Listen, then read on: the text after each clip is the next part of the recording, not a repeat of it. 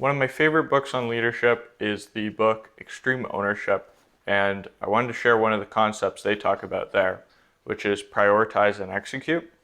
The basic idea is that when you have a lot of things to do, prioritize one of them, two of them, make your list small and just bang them out one by one by one.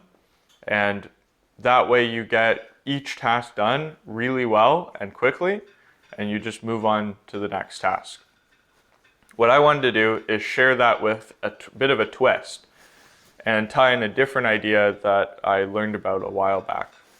This idea was in Benjamin Franklin's autobiography. He kept almost like a virtue notebook, and every week he would pick a different virtue, and every day of the week he would track all of his failures for every virtue he was doing. I think he had 13 in his total list that he was trying to go through. So what that would look like is, I think one of them was temperance. Let's say another was honesty.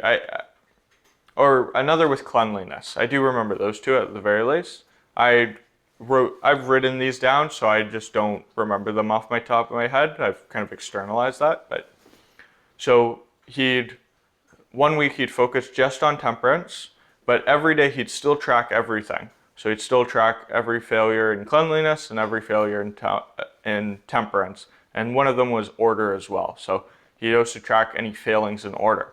But that week was his week to focus on temperance.